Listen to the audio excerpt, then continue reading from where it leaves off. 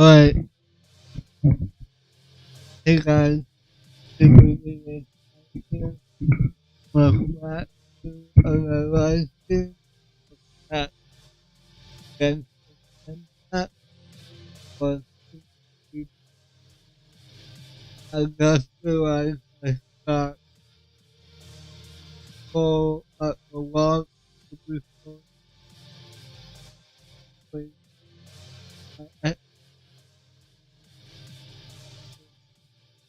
at for uh, oh yeah, I missed a Leon then got I got a brother now. Hey, my internet is like awesome.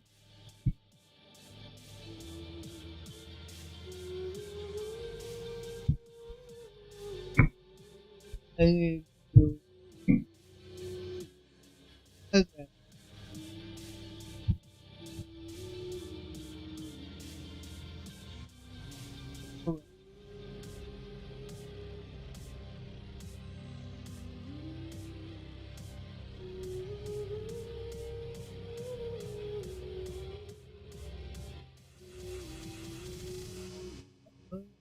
Oh, good.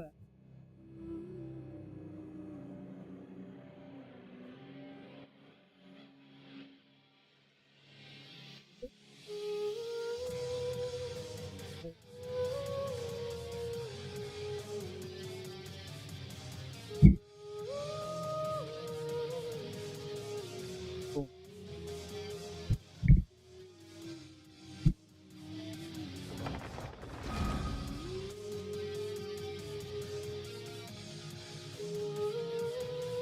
I just hope that it's just me. That's where I get uh, the actual uh, live stream. Let me switch to that. Please pick it up.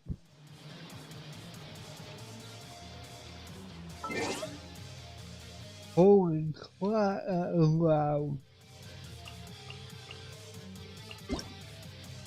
Why is it so loud?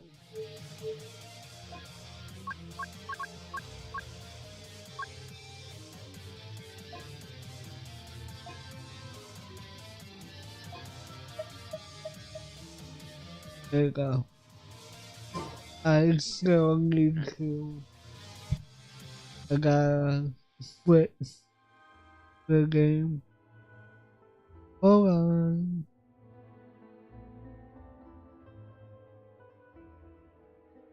Wait.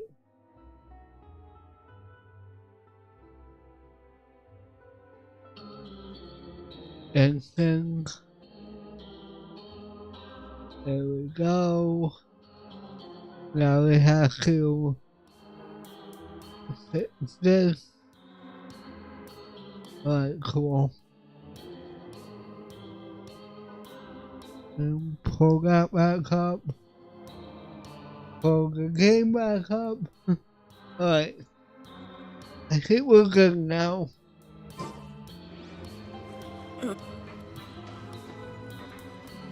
And we were going to here. Then go right into it. It's been a tough few days, hasn't it? So much has been happening. Those meetings they make me hungry. Hyman didn't think the meetings would go on for so long, but everyone seemed pretty fired up, huh? Paimon thought they'd be at least a little frightened. Well, Fremine was, now that Paimon thinks about it, but everyone else just looked a little surprised. You reasonable concert after the meeting, Paimon? Well, it's hard to say. Paimon doesn't have any experience with this sort of thing. But with you around, Paimon sure will do great. After all, you're the most reliable person in the world, aren't you?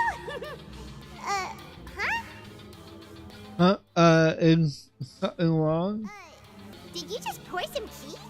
Paimon didn't notice you doing that at all. No, I didn't. Then what's that? Paimon's never seen that cup before. Don't be frightened. I'm just joining you two for tea. I merely refrained from saying anything till now. Who's that voice? But there's no one here. Aw, have you forgotten me already? Wait, you are familiar. You're the voice we heard from the sky in Sumeru. The voice from the sky, I fear that description is wrong. Though, not completely wrong. You're feeling lost now, just as you were feeling previously. I sensed that confusion and thus came to you. Guiding people is an irresistible hobby of mine, after all. Who are you? And what do you want with us? Consider me a passerby, just accepting a commission from my friend's disciple on a whim. Oh. A friend's disciple. So, this is one of the friends of Mona's master. The engagement and of the Hexen. Okay. Allow me to ask you, will Fontaine's prophecy come true? Prophecy. Yes, what has been prophesied will be fulfilled. You may view such things as the history of the future. Hold on. We are going to...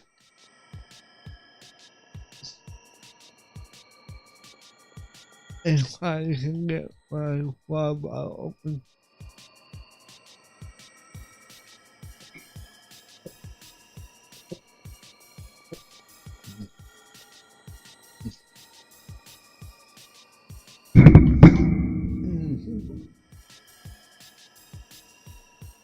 What thing to do with when move the mic, but I'm not smart.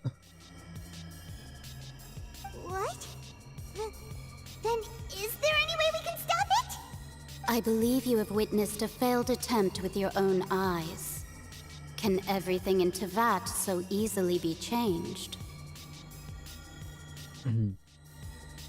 The incident. Hey, and there will be no exceptions. So you've caught on.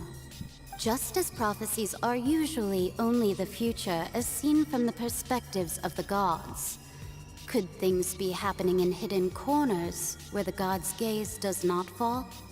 Are the things that you shall see different from the fate that the gods perceive? Okay. What is she talking about? It all sounds really impressive and important and stuff, but it also sounds kind of scary. The key in the teacup is just about God as well. I believe that you understand, right? Some things are insignificant, but others you must reach out to change.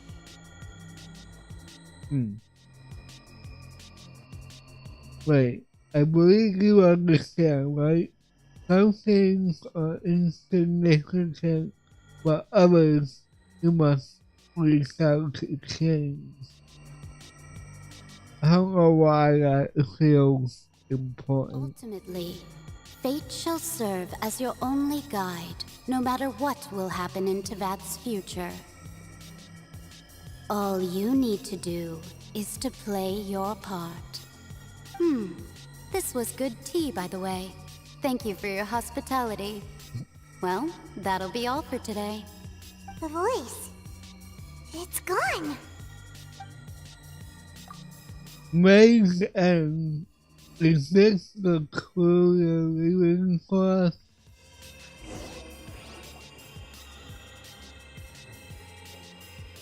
We wake up with some. What? I want to hear someone talking. All right,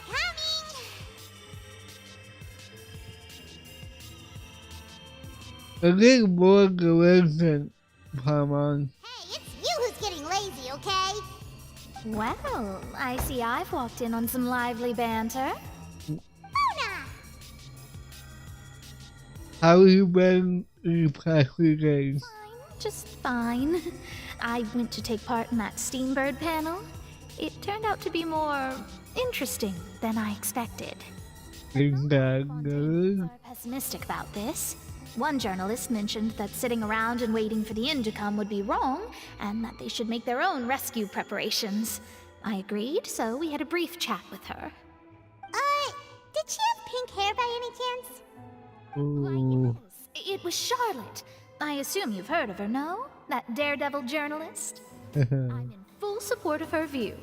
Prophecies are very important, but how can people allow their lives to be commandeered by just a few words? That's right! Paimon's glad to hear something sensible for once. Ah, yes. About what we had discussed before. I did try, but I'm afraid I couldn't reach the old hag. I'll try again tonight, but I wouldn't get your hopes up. Actually, someone already came over. You can more about the mysterious guest. Gracious. Are you serious? I believe she came to pass a message to us. She said that even the god's gaze has blind spots. Pretty bold if you ask Paimon. Most people would believe the gods to be all-knowing, right? Yeah, both for Paimon to say. No, that is both of her and Paimon's eyes because. Never know. The Hexen Circle members are certainly anything but ordinary. As for the mage named N, the old hag has mentioned her a few times. She said that N's sense of direction is incredible, and that she loves guiding those who are lost. But I've never met her, and if she were still alive, she'd be... well, suffice it to say that the hag's at least a few hundred now, and N's been around for longer than that. Whoa. The Hexen Circle sounds like a scary group. But they must really stay in shape to live so long. Their abilities alone are pretty terrifying. If she came to see you personally, then the problem you're facing must truly be of great importance. Well, it's not like Paimon could understand anything she said. Yes, she was quite cryptic, but I suspect she means that there is still a way to turn things around. She didn't say when or what that would be, though, so... perhaps it is something that you cannot know right now. True. Her words were meant to be as helpful. Wait, no.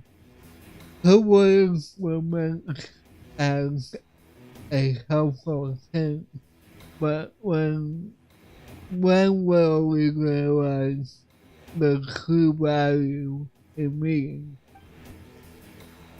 Was that the best answer that my question could have gotten? Traveler? Paimon? Are you two alright? Oh no. The world is about to get flooded. I'm fine. Oh, we're fine. We're just a little down right now. It kind of feels like the end is coming, you know? I see. I feel that same sense of desperation, too. I guess you could consider me someone who has often witnessed fate. So far as I have seen, it cannot be swayed. But even so, I still hope for, and believe in, miracles. Astrology is eternal and rational, but fate may not be. It is cruel, but it can also be beautiful. Perhaps that's what En was trying to tell you. Not to lose heart, and to believe that what you are seeing playing out before you is not yet set in stone. I did originally think of steering clear of all this, but I couldn't. Even if this is all futile, I still wish to help everyone. If we don't struggle to the last, then how can we face the end when it comes? Huh. You do have a point. There I go, talking about astrological principles again. Sorry about that. The moment I start talking about work-related stuff. I need to get going. Don't worry about it, Mama. And thank you. It was worth trying to comfort you, even if only a little. I believe that you'll help those who are struggling in the same way I did. I suppose that might be why we always seem to meet by coincidence. Paimon feels kinda moved by what Mona said, but also kinda sad too. Hey, Traveler, Paimon suddenly feels like going outside for a walk. Let's go. Okay. Let's walk around the city, shall we? There's a few spots we always like to walk by. Go to the newsstand. Okay.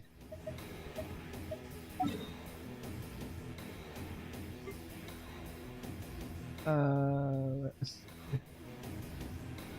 This is no. This is the closest, I think. And we're off.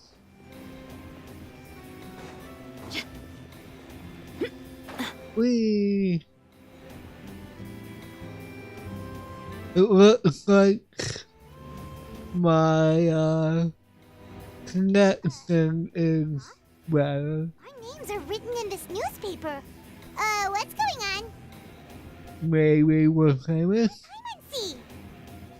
The underwater stronghold, the Fortress of Meripede, has continued in its noble autonomy, but that does not mean that others cannot interact with it.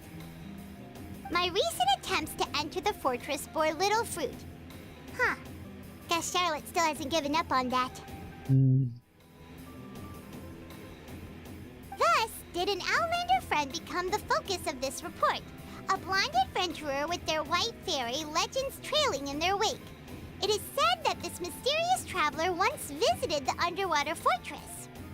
So while the fortress's interior remains a mystery behind closed doors, do not fear, for the tales of the traveler contain surprises in spades.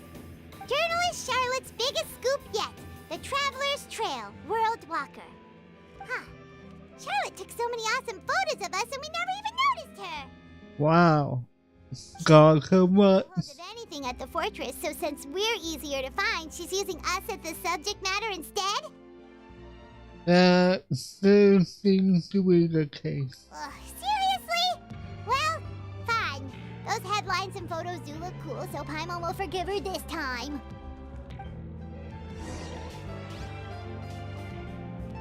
Okay. Continue moving forward. I hate it when you're about to talk and just forever just pull. No, you don't? We're here! Oh, I must be. Should we go in That's and all. get something to eat?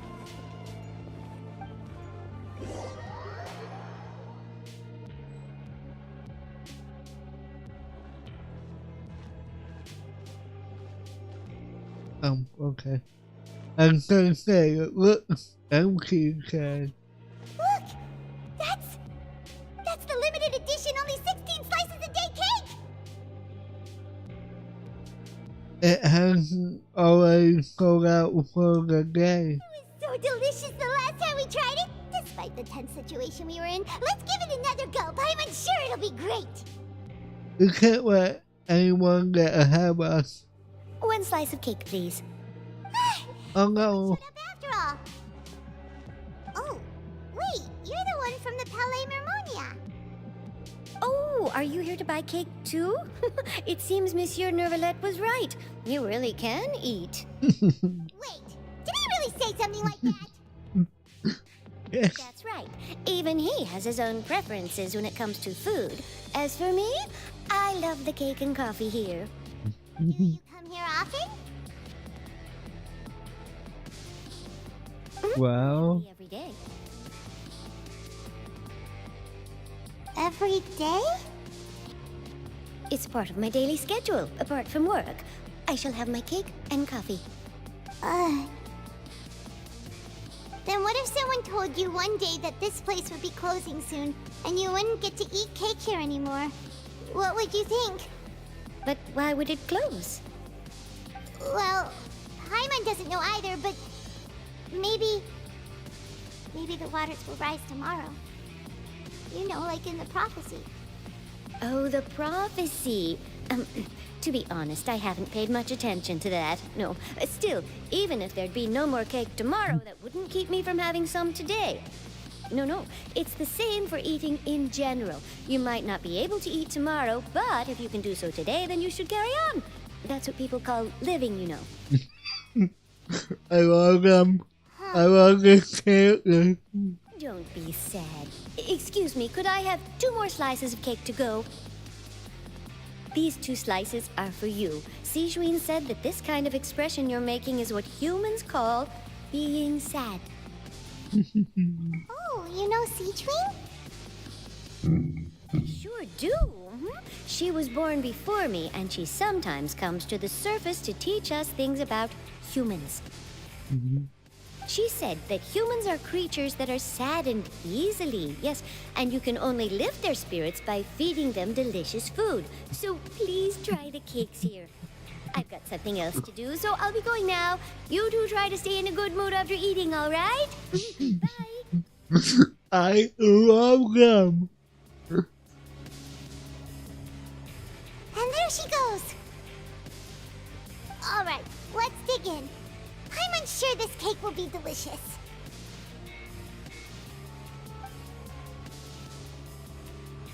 Okay. It's more delicious than last time. And the flavor gets even better with a sip of tea. It sure would be nice if we could come again tomorrow. Sure would be nice if we could always eat delicious food here. Yeah. Come on, Paimon. Don't be like that. Tomorrow's gonna be another day. Bird office. Let's go look for Charlotte and have a chat. Ooh, you in trouble.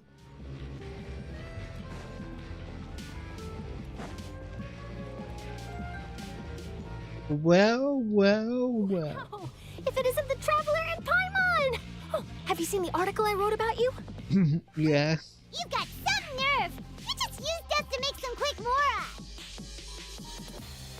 Can we negotiate a profit split? Oh, you needn't worry about that. I heard that you were in Poisson some time back, so I sent you a letter to discuss just that. It appears you didn't receive it, though. It's all right, though. I've set aside the amount intended for you. I've even set the table with some food. Really? Oh, you're the best! Almost a little too easy to win over, Paimon. If I were a journalist with ulterior motives, you'd be in trouble now, you know. Oh, Paimon knows you're not like that. Still, what brings you here all of a sudden? Were you looking for me? A friend of ours met you a while back, and when she mentioned it, we thought of coming to see you. Her name's Mona.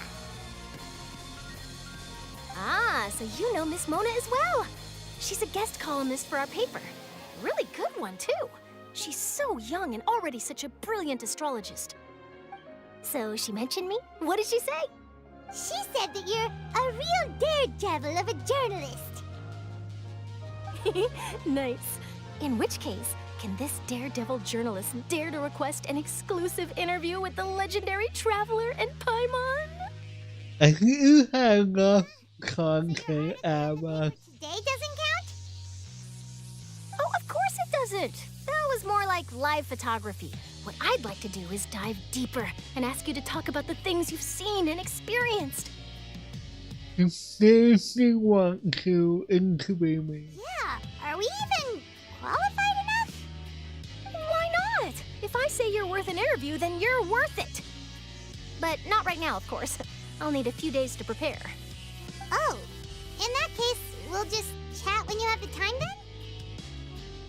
Oh, so that's a yes? Ooh, splendid! I'll tell the editor-in-chief immediately. I'll have to apply for lighting, a venue, some props, and... Whew, so much to get done now. Talk to you later. Wait, Charlotte, Paimon's still got a question for you. And what's that? If, just for example, Fontaine were to be flooded tomorrow, what would you do today? Huh, that's the prophecy you're talking about, isn't it? I mean, I do hear about it often, but I've never once thought that the day could be tomorrow. If you're seriously asking, then I might try and think of a way to leave Fontaine. Oh, but I'm still a journalist first and foremost. That means I have a duty to be reporting from the scene. And secondly, I wouldn't forsake my homeland that easily. From what I've seen, most people don't know what they'd do should the worst come to pass. In truth, it might be better just to behave like normal rather than worry over such an end. So in all likelihood, I'd probably still be prepping at the office for that interview of ours. I know what you're thinking. That sounds a bit sad, but I've always believed that it's best to do what you enjoy. Just think about it. If this nation really were to be suddenly destroyed tomorrow, but I still successfully finish an exclusive interview with a truly unique person, then the story I would wind up writing would truly be timeless. And then do you know what I'd do? Well, I'd write that story, send it for printing, and use messenger pigeons to get copies out to the various nations as soon as possible. I'm not a dreamer, nor am I a workaholic, but I do love my job, and I'd be proud of leaving such an article behind. I guess you could say that I was born to be a journalist. But anyway, that's my answer. And on that note, I'll get back to my preparations. That's so nice. All of a sudden, Paimon actually kinda envies her. Anyway, let's go and take a look at the sea, shall we? Hey, I got a question. If the sea rises, Scenery can be a pretty soothing combo, huh? the sea here is kind of on an elevation. Would it spill over to the rest of Kabat? If it realized, it would have to rise at a significant level to actually flood the whole nation of Fontaine. Paimon's been thinking, Yes? if it wasn't Fontaine, but all of Tevat that would be destroyed tomorrow, where would we go and what would we do? I was just thinking about that. If you could choose, what would you like to do? If I had to choose, huh? It's just like Charlotte said. Suddenly, trying to consider what to do is pointless. We've been moving to the next destination, so we haven't spent much time thinking about these kinds of things. We didn't have to either, with us always being on the road and whatnot. Until that moment comes, I think I'll keep the glittering on. You mean, still traveling? Yeah, Yes, cherishing every single moment that I have to work upon this world. Wait, isn't that what we've always been doing? Yeah.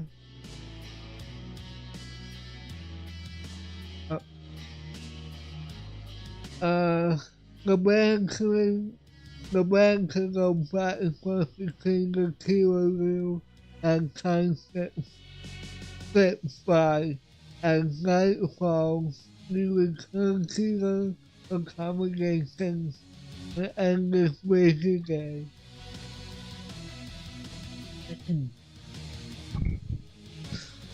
The next few days are less than calm. Charlotte comes to find you and conducts the interview in Villa de Rosula safe house at the Friends Candia. Nadia, having finished her business in Poisson, even got by to take a photo with the crew. All goes well.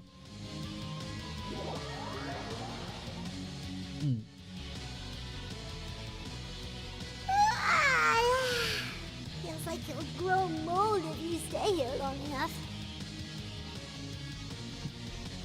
But it's still better than the Fortress of Mirapede, that's for sure. It's not only damp there, but salty too. Good point. So the two of you are still here. Wonderful. Oh, you're from the Palais Mermonia, aren't you? Yeah. Yes, I'm Isadora. Monsieur Nervillet sent me to look for you two before. I heard that afterward you went to the Fortress of Meropide. So are you under the impression that you might be one colonel? Not at all. I'm well aware that you're friends of his. Actually, I'm here to pass along a message from him. Did something happen? Yes, inside the Opera House. The Maréchaussée Phantom has declared the incident a small-scale riot. Uh-oh. Riot? Well, that said, I don't personally think it was that serious. Lady Farina was watching a performance at the Opera House, and while she was resting during an intermission, some other audience members suddenly started harassing her, loudly accusing her of doing nothing about the prophecy crisis. And before she could respond, others started to join in. The crowd continued to grow, and protests against the Hydro Archon started to break out. So people have started to put the blame on Farina. Guess they finally found an outlet for the pressure they've been under due to the prophecy. I agree. People will naturally rely on gods, as is customary. But the moment people feel threatened, gods are also the first to be blamed. So what happened after that? Is Farina okay? Seeing that the situation was spiraling out of control and that further argument was pointless, she claimed that she'd gotten tired of this and left in a hurry. The Maréchaussée Phantom had their hands full maintaining order and did not catch where Lady Farina had gone. Only when things had stabilized did we realize that she had gone missing. So, you mean she's still missing? That's right. The Maréchaussée has dispatched many people to search for her, but we don't have any leads yet. That said, I don't think there's much to worry about. She is a god after all. Even if she were to fall into the hands of rioters, what could ordinary people do to her? I understand the situation. Monsieur Nervillet sent me to tell you about the situation, but he didn't say anything else. Don't worry, this is more than enough to go on. Thanks for keeping us informed. Ah, is that so? Well, all right then. In that case, you two take care. I'll be heading back to the Palais now.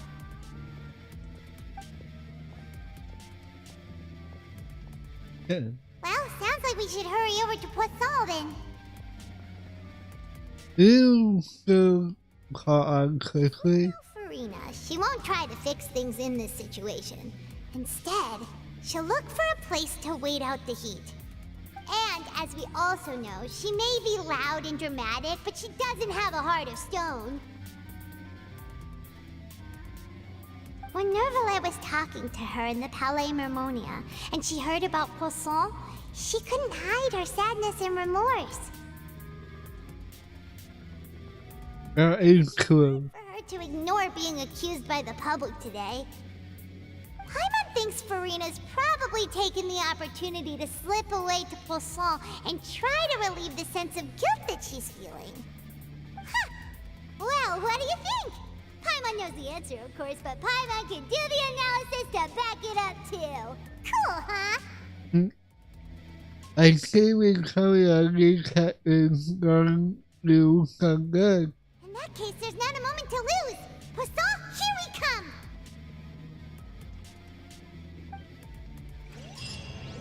Right, to Poisson. Poisson.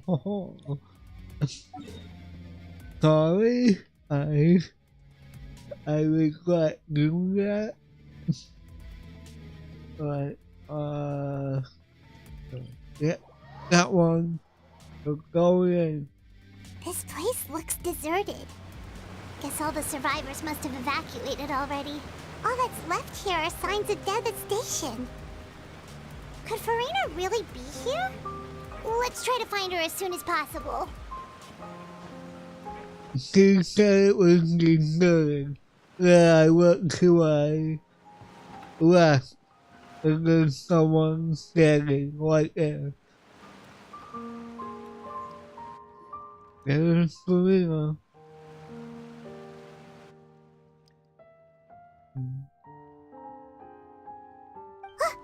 That's Farina, right over there. She really is here all on her own. Stay quiet for now.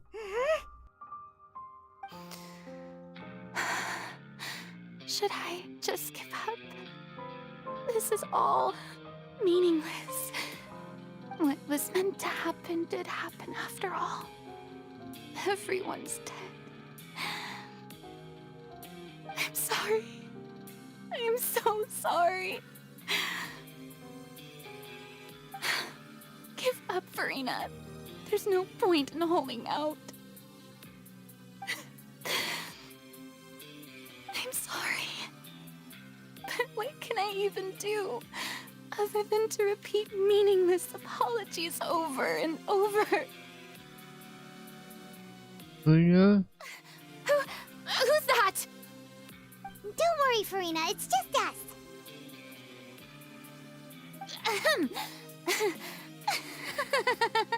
So it is you, blonde traveler from another land.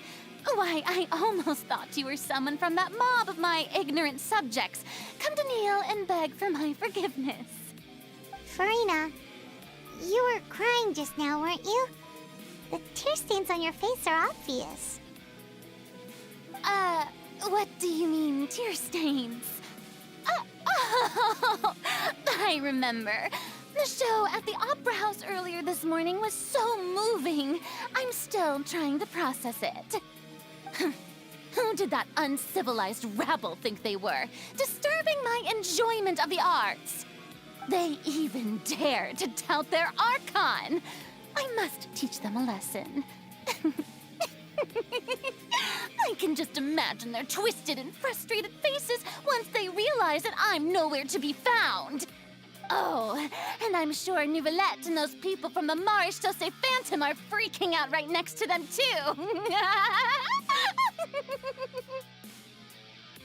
That kind of act, Farina. But actually, we are devastated right now, aren't you? Of course not.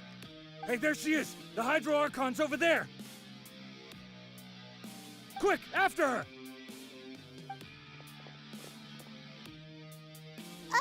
Farina, those people seem to be after you. They are? They're just some rabid fans who want to cut the line because they haven't been able to meet me in person, aren't they? That's against the rules. I can't let them get their way. Farina just ran off. Quick, we have to catch up with her. Oh boy.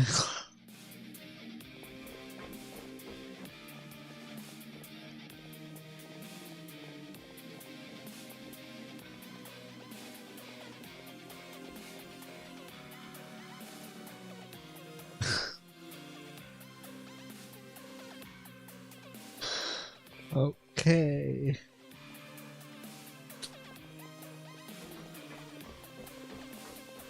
This should be the place, right? Hey, Farina! There's a good hiding spot over here. Quick, come to Paimon before the rest of them catch up to you. What is this place? Hurry, they're almost here. Fine. I suppose haste is warranted. Lead the way. Oh boy. Stop pretending you're okay. Stop pretending you're highway.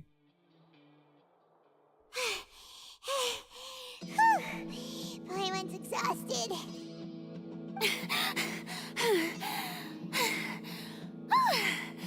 I'm so tired.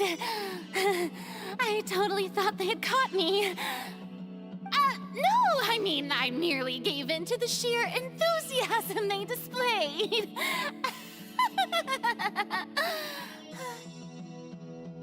The place is not what they call soundproof.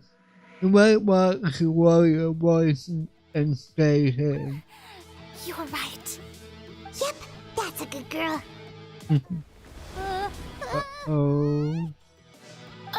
What's happening? The ground's shaking. Is it an earthquake? Another disaster. That's what I expect. A quake of this kind preceded the flooding in Poisson, didn't it? It can't be. It's happening again. Well, there's no need to worry too much about that. Neverlette's made some emergency plans, so the evacuation should go a lot smoother this time. Yeah, I hope you're right. But the people of Poisson, they've already...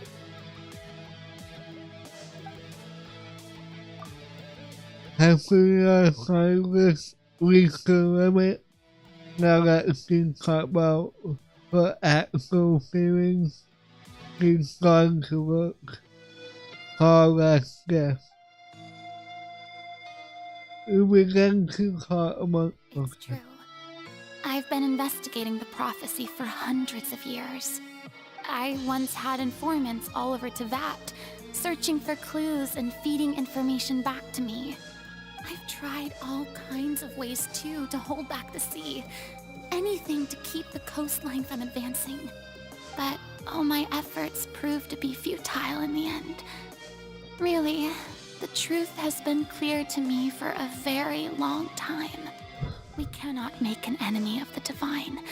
No matter what we do, the will of the heavenly principles will have its way, and the prophecy shall be fulfilled. But even then, you still haven't given up, right? Give up. I do love the sound of that phrase. It would mean finally coming to terms with fate, but also for me to finally be free. But will also mean that all hope will disappear. Indeed. I've thought about giving up so many times, especially after we almost lost Poisson. Fate is really unreasonable, isn't it? It has no heart and obeys no rules. The prophecy has only just started to come true, and so many people have already lost their lives. But just now, it all became clear to me. I still don't have the right to come to terms with fate on behalf of everyone else. As long as the final moment hasn't come, it's still not too late. Don't worry. I will keep hope alive for everyone until the very end. Well, that's enough for now. I got the impulse to play the stricken maiden, but honestly, considering my rank and station, that wasn't a good fit at all. Don't take any of what I just said seriously. How could I possibly let Fontaine fall to the whims of trivial prophecy? Woman, Paimon could have sworn you were actually being honest just now. We're running out of time. We can't just go back to square one like this. I have to get more information out of her. We might not have this. You might not have to shoulder this burden alone. Although I don't know what you might be keeping from everyone, little people are more than willing to share the burden with you. Share my burden. That's impossible. It was fated right from the start that this would be my duty alone. But even if your burden doesn't need to be shared, you can still choose to confide in someone. Just share it with me. I'm what you call a witness. A witness? Yes. I've heard that you came to Tevat from beyond the stars, yes. In other words, you never belonged here. And if Tevat is, in its entirety, a show on a stage, then you're just a spectator, aren't you? If that's the case... There's no time left. Please, Luna, let's play it out.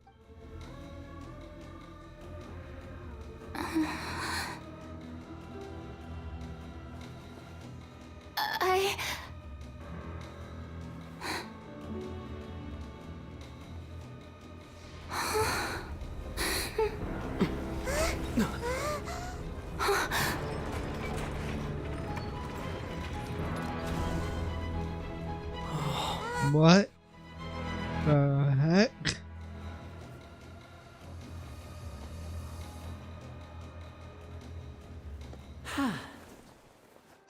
Oh, I totally forgot about that.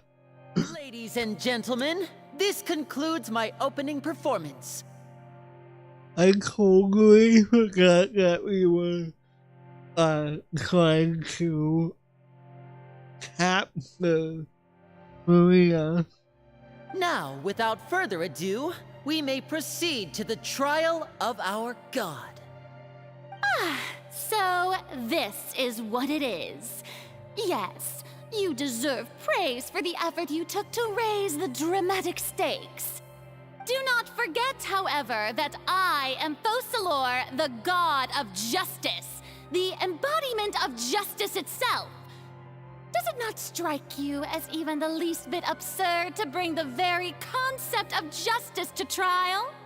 May I interpret these words as your refusal to stand trial? In that case, you will have the opportunity to defend your honor through a duel. Oh shit. You would draw your blade against a god? Disgusting. I see. It seems like you have made up your mind.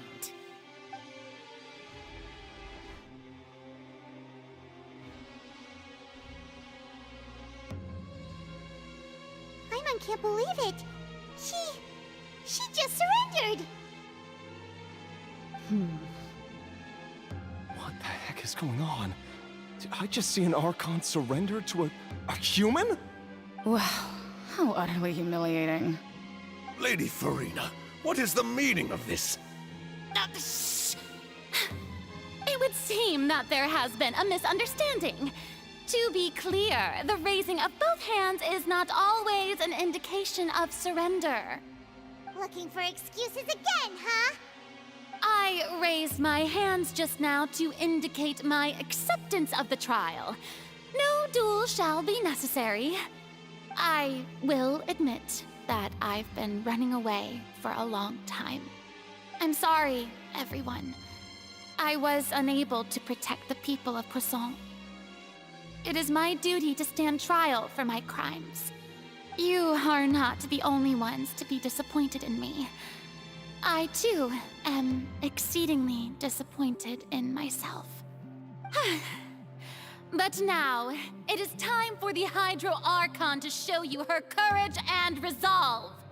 I, Farina, will use this trial to show the world the true meaning of justice! This time, I will protect you. Applaud and rejoice! One of the most outrageous and fantastical arcs known to the opera epiclese is now unfolding before your eyes. Mark my words, this shall be one of the most exhilarating and brilliant shows ever to grace the stage of Fontaine! The trial of the Hydro Archon, Focalor, will now begin! Woohoo! Oh, now we're making history! Seriously? Why does it feel like Farina just took over the whole thing? Like, come on! Didn't she just get forced to stand trial for her crimes? Also, even though she's still acting super dramatic, she is taking this seriously this time, right? All right, then. Who will be my opponent in this trial? The court asks the prosecutor to please take the stand. Thank you, Your Honor. Is that so? Very well. Then please speak, witness of Tivat, my accuser and fated opponent. We were so close to getting her to tell the truth. And it still turned out like this in the end. It's okay though. As long as we can defeat Farina in court, we'll still have a chance to figure everything out.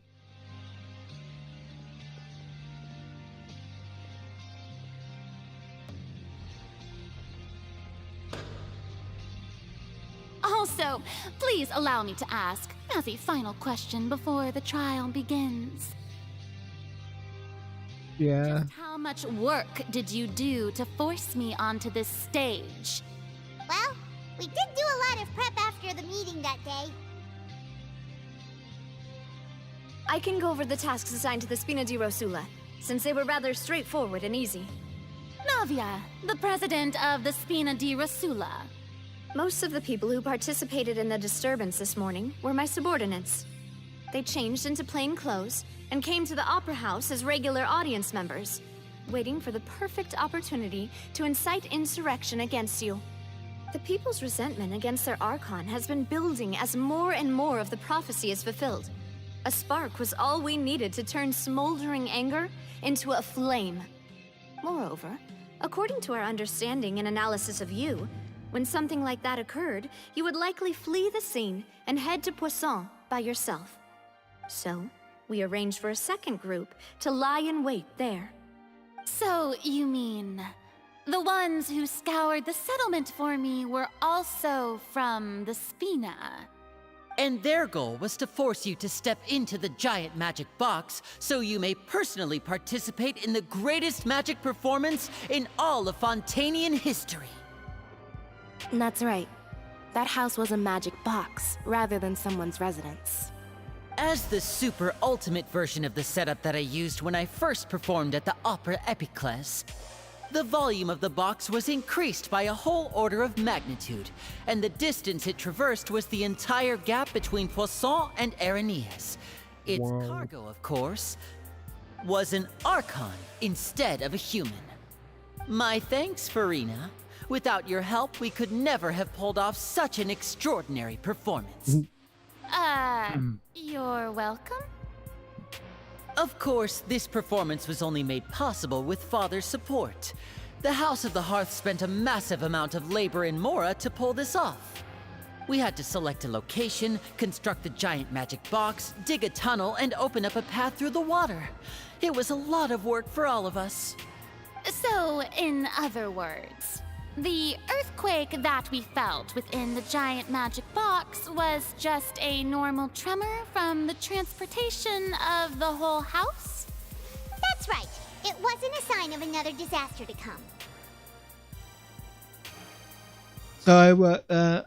We can see you back there. Then, I can guess Nervilette and Cloran's parts.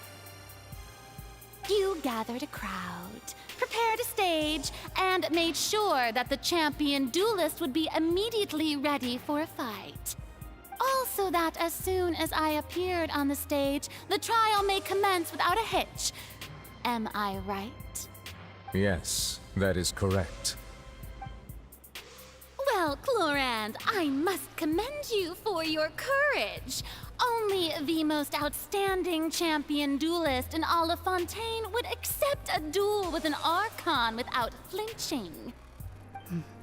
Thank you. As for you, Traveler, Yes. I suppose your role was to keep me distracted with conversation once you found me in Poisson. You'd make sure that I didn't notice anything amiss before revealing yourself as my prosecutor once we'd arrived onto the stage. No, you got wrong. My mission was to give you one last chance. We hope that you share the secret with us before the magic box arrives onto the stage. Is that so? Then I suppose I must have missed my final chance. It's fine. It matters not. What's done is done. The stage is already set, so there's no reason to disappoint the audience. Let's see this trial through to the very end. Yeah. The only thing we can do now is to judge the Hydro Archon. Still, I can't help but be a little bothered by the conversation earlier. What they feel about the stage to me right before we arrived on stage. Prosecutor, please allow me to pass this along. This is a document that Miss Charlotte applied for and received permission to share with you during the trial. According to her, it should speed up the proceedings. Huh? Charlotte wanted to give us something? Oh, so she's here too! Hey, Charlotte! Oh, Leb Hymancy! Isn't this the exclusive interview that she did with us before? So she's already finished it, huh? Wait, then that means this document is a perfect timeline of everything that's happened ever since we stepped foot in Fontaine! Yeah. In other words, we can refer to this anthology of evidence every time we want to use something from our journey as evidence for an argument! I never would have thought of using it this way. Let's quickly confirm the information in it. Just think of it as a refresher, alright? Okay. You defeated the Hydro Archon in the very first duel you took part in at the Opera House. That's one for the history books, all right. I didn't think that you'd wind up getting to the bottom of the case I'd been following all this time. I guess you could also see this as a happy coincidence. This is the first time Monsieur Nervilette had a difference of opinion with the Oratrice. Even the Hydro Archon can't figure it out. A Fatui Harbinger. She's an extraordinary person. Her instinct must mean something. The fortress of Meripede was almost destroyed in a single day. That I didn't witness that scene personally will always be a source of professional regret, I think. According to Monsieur Nervilette, both Child and that whale should have been in the primordial sea at that time. Okay. I lost my awesome friend Navia. To be honest, that still gives me shivers. The words of someone as extraordinary as a witch can probably only be truly understood when something surreal happens to you. Okay. The prosecution and the defense are both in position. The trial shall now begin. on in Nervylette. There's no need to repeat all the unimportant legalese. Just fast forward to the part where the prosecution lays out my offenses. As the defendant and the lead actress of this performance, I still haven't even been informed of my supposed guilt in all of this. Of course, it is only natural for humans to struggle to understand the actions of a god. However, you will need more than that to convict me of a crime. That's true, but my charge here is unrelated to your conduct as an Archon. Instead, I would like to charge you as a fraud who's never been the Archon in the first place. Yeah, what? What was that? Lady Farina's a fraud? Hey, I came here thinking that we were going to try the Hydro Archon for forsaking her duty, but did I hear that right? She's not our Archon at all? Yeah, what? Charge accepted. Lady Farina, do you plead guilty to the charge?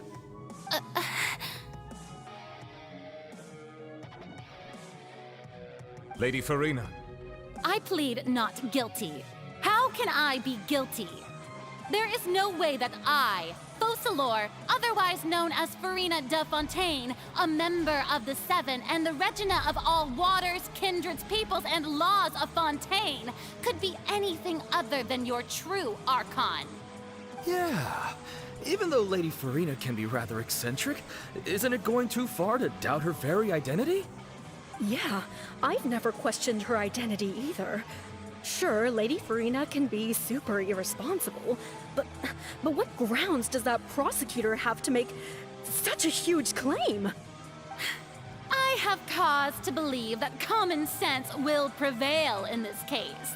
Many of the members of the audience have known me as the Hydro Archon ever since they were born. There would be no fooling their memory. See? Even the Oratrice has decided to show me its favor. Are you sure you want to commit to a charge that will never be upheld? If you wish to drop the case, I can promise you as the God of Justice that you will not have to face trial for making a false accusation. We will treat everything that's happened as a dramatic spectacle and move on with our lives. What do you say to that? Huh. An argument with near impossible odds, huh? We have to not only refute Farina's claims, but also overturn the long-held beliefs of the people. The people always see you as the Archon, because that's the long-held belief. Well, I tried to give you the chance to surrender. If you must persist, then let me ask. If you believe I'm not the Archon, then what manner of being do you think I am? And if I was not the Archon, then how did I manage to live for over 500 years? I gotta think carefully. What do we know to be special about Farina exactly?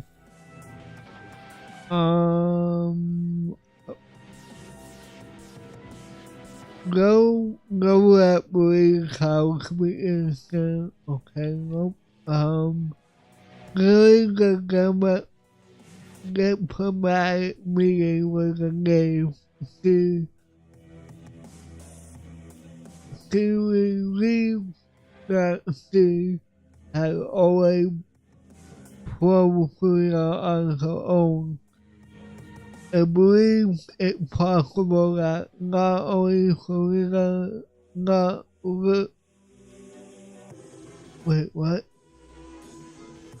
Farina on her own, I believe it is possible that not only Farina, not only the Archon, but that she is actually afflicted with some sort of curse. That one. First of all, you may be a member of another long-lived race, which would allow you to naturally possess an extended lifespan. And second of all, even if that wasn't the case, there could be other ways to extend your life. Guys, okay. Who gave you that idea? Was it the knave? You'd sink so low as to use a harbinger's words against me. It doesn't matter who gave us the information. What matters is the verdict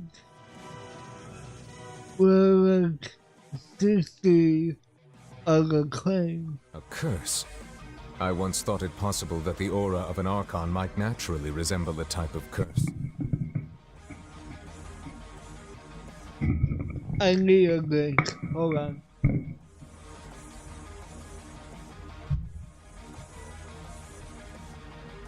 But in light of this claim, perhaps what I sensed was not your divinity, but a curse after all. You sensed it too, huh, Neverlet?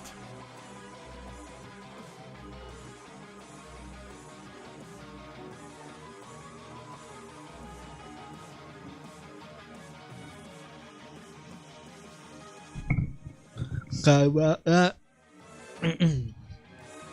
So, Freya, instead of an Archon, could you give me a cursed human? Lady Farina is actually a human? Well, it is true that it's extremely difficult to tell humans and gods apart just by looking at them. It's not impossible. Ooh. Well, don't start celebrating too early now. Even if I have been carrying a curse like you said, how does that prove that I am merely a human being? Besides, everyone knows that the main difference between a human and a god is the possession of authority. Gods can do what humans cannot. That's why they're worshipped as gods. For centuries, manifestations of my authority have served the nation of Fontaine. Okay. Need only to turn their eyes towards the Oratrice Mécanique d'Analyse Cardinal in this very opera house, or consider the endemnitium that is used in every aspect of life. Wait, that one trial proved that the opposite. Marina actually has no control over the Oratrice at all. This. You tried to reference the Oratrice, but weren't you as confused as all the rest of us when the Oratrice declared Child to be guilty without any proof? Otherwise, you should have come up with a good explanation for that by now. Didn't I make myself clear at the time? The decisions of the gods are naturally difficult for humans to comprehend. There is no need to provide an explanation. Lady Farina, I believe a reminder of your current circumstances is in order. While the court is in session, the principles of justice and the law must come before all else. While you are an Archon, you are also first and foremost the defendant in this trial. You will prove yourself unable to defend against the prosecution's charges if you continue to withhold vital information against the rules of the court. I never thought you'd use that kind of rhetoric against me. That was no trick of rhetoric, Lady Farina. I've merely reiterated the rules of the court. Rules that all should respect and follow. So, you neither knew why Child was declared guilty, nor did you understand the structure and operations of the Oratrice. Instead of having been created by you, the manifestations of authority you mentioned have been made by the real Hydro Archon, haven't they? The real Hydro Archon? Well, now you're really losing me. It is true that I did not know why the Oratrice gave out a guilty verdict that day. But the Oratrice handed out that verdict unilaterally, and it has been operating independently ever since it was first created. You can't argue that just because a divine creation is flawed, that the god behind it must also be no god at all. She's still throwing out all kinds of excuses. Seems like she's confident that we won't be able to produce proof that she has no power over the Oratrice. Sure, we can put the other things aside for now, but Miss Rhea, could you give us a brief demonstration of real power as an Archon? My power as an Archon. There are many ordinary citizens in the audience. How can I just carelessly demonstrate the formidable power of an Archon? If that poses a concern, I'm prepared to extend my protection to the audience. You don't need to go that far. A brief demonstration of the power over Hydro could be quite harmless. Surely, an Archon can at least match the capacity of a human's celebration. Aren't you the Hydro Archon? Or is it that you can't even wield the power of Hydro, much less the authority of a god? Indemnitium! Yes! It's all because of Indemnitium! All Archons derive their power from the faith of the people, and I've converted the people's faith in justice into Indemnitium! Thus did I give up all of my divine power to provide everyone with energy for their daily lives. Have you ever seen a more magnanimous god? Isn't that a huge stretch? Yeah, no matter how generous an Archon can be, how could they give up all their power? Can a god with no power even still be called a god? Ooh, be careful. Serena's excuse. Hey, come now, everyone! Please don't stare at me as if I was a liar! I'm still the same Farina you knew, right? The one that you loved! Shouldn't you want to believe in me? Please? You've got to believe me! If what the prosecutor said is true, she really has committed a grave offense. Did she deceive all of us? And all of our parents and grandparents too? And all of our ancestors? Ever since they were born? Enough! That's enough. Tell me then, if I'm not the real Hydro Archon, then who is? If you have no evidence of another Hydro Archon's existence, nor can you find anyone who can back up their claim to be such, then what grounds have you to say that I'm not actually the real deal? Wow, she came up with yet another argument. How can we refute her now? Seems like she really doesn't want to give up.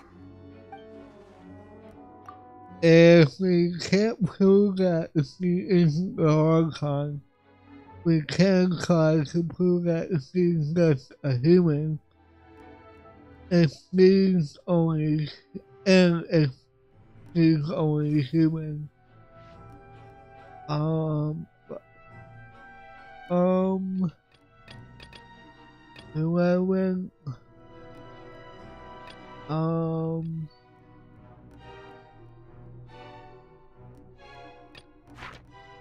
What if,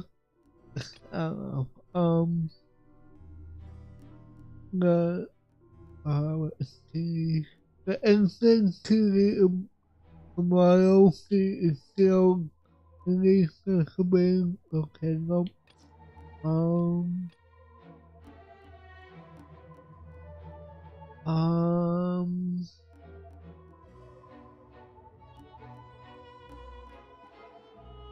Wait,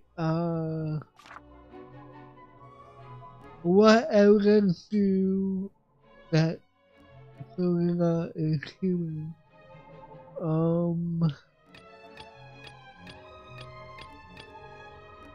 A murder case unfolded in the midst of Rene's first performance at the Grand Opera House. Though they were clear of the accusations leveled against them, the identities as agents of Hang-Up.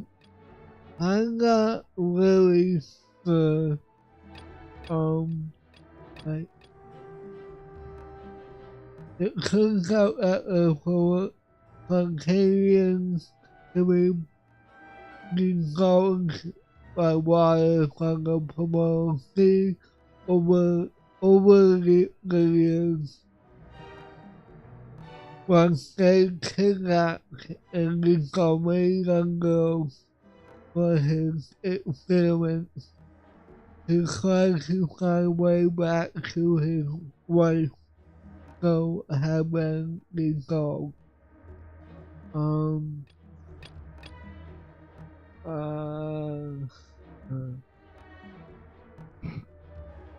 This might work because he used his power, but Maria did nothing.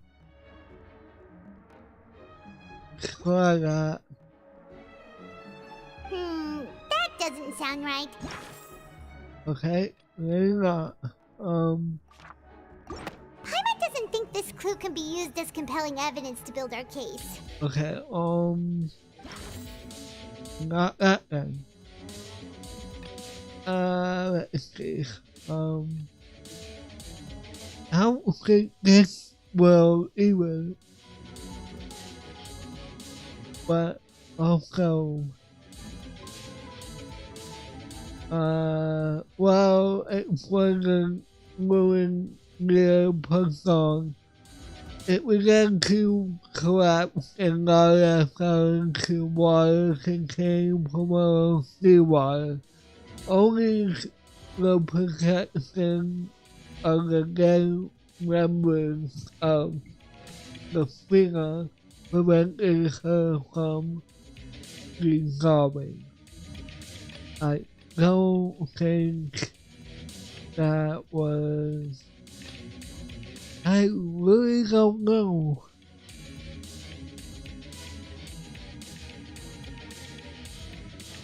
Try to think back. I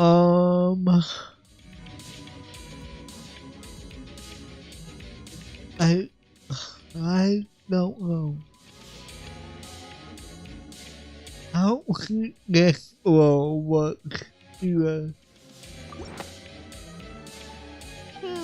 Nope. That doesn't sound right. Okay, not that. So we got these two. Okay, yes. It has been established Okay. that all Fontanians can dissolve in water from the Primordial Sea. And that means... Since you insist on claiming to be a god and not a human, then there's a method that you can use right here and now to eliminate all suspicions of you being the latter. Miss Navia, please apply to serve as a temporary attorney for the prosecution before addressing the court. Though you act in partnership with the prosecutor, you must still adhere to proper procedure. Super sorry, Monsieur Chief Justice. I swear this really will be the last time that I'll speak out of turn. Now, I've brought some seawater from Poisson. As everyone knows, a massive flood struck the area not long ago, taking many lives, including those of some of my closest friends. So, Miss Farina, would you dare to touch some of this seawater? If we are to believe that you are indeed the real Hydro Archon, touching this seawater would have no effect on you. All it should do is strengthen your case. But if you don't dare to touch it, then we would have basically proved the reverse. Oh, and I must remind you that after the disaster at Poisson, nobody wants to see any more people dissolve.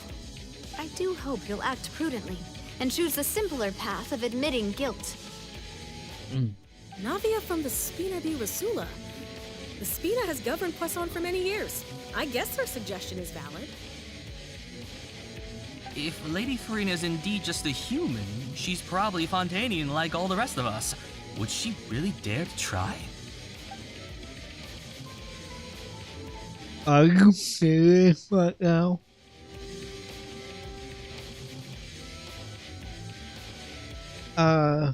Farina?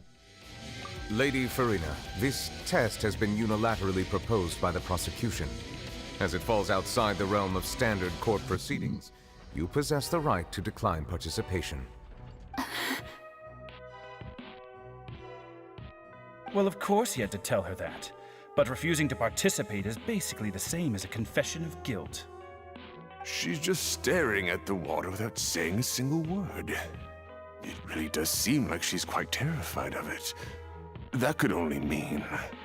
What's going on? Is she really planning to... that's not what we thought she would... Due to the inherent risk of the test, Lady Farina, you may...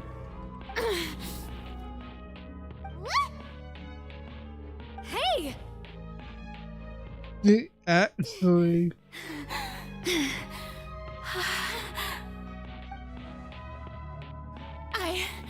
I'm fine! Look at me, everyone! My hand is still here! I haven't been dissolved! Will you believe me now? I really am your Archon! I'm nothing like a normal human who would fall apart as soon as they touch this water! Really? Was this not the most obvious thing in the world? Miss Siegewin? If you're present, Miss Siegewin, please come forward and attend to the defendant. Siegewin? Don't be nervous. It'll just take a few seconds. Let me see. That should be enough. Please announce the results of your evaluation to the court, Miss Siegewin. As everyone doubtlessly saw, Miss Farina was displaying symptoms of hyperventilation and flushed skin. These indicate that she was experiencing the adverse effects of exposure to primordial seawater. The extent to which she was affected is the same as other humans when exposed to primordial seawater of a similar concentration. Thank you, Miss Siegewin. Lady Farina, you may return to the defendant's stand. Oh wait, what did she just say? I didn't get dissolved! Shouldn't that be enough to prove my innocence? Well, considering your tendency to run from your problems, we did originally prepare a direct sample of the seawater around Poisson. However, after extensive discussion, we exchanged it for a sample that is not concentrated enough to dissolve an actual human. After all, on the off chance that something entirely unexpected might occur, we don't want anyone else to lose their life to the sea.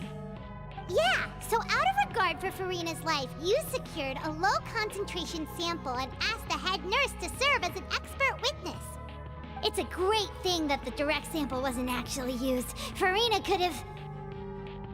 I can't believe... you...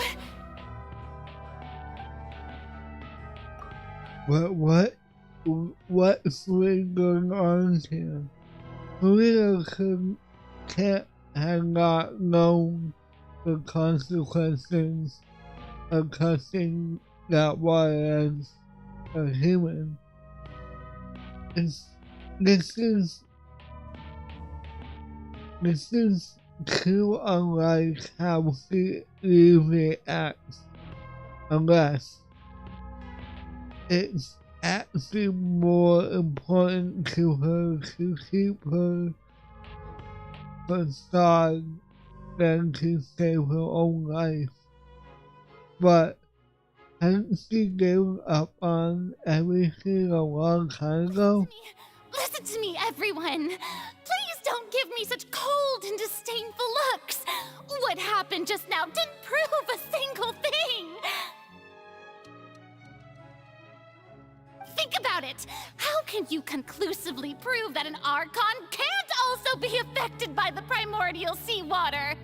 Also, if I was really just a human, why would I dare to just put my hand in that kind of water?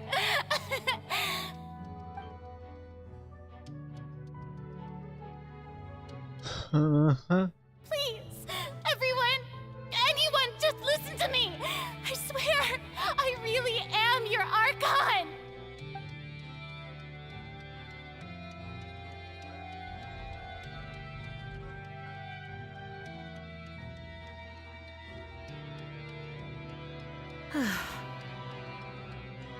I don't think anything she says at this point will sway anyone. The odds are just too stacked against her now. With all the things that have been said, Paimon doesn't think there's any way left for Furina to win. I believe the time for arguments and presentation of evidence has come to an end.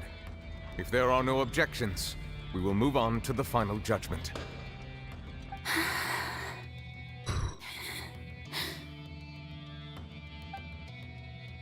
Good. Will sway her just too stacked against her now.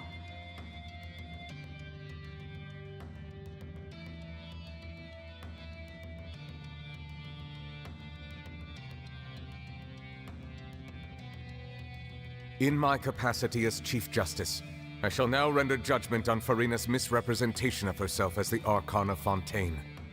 As a human who knowingly deceived her fellow citizens, Furina is guilty.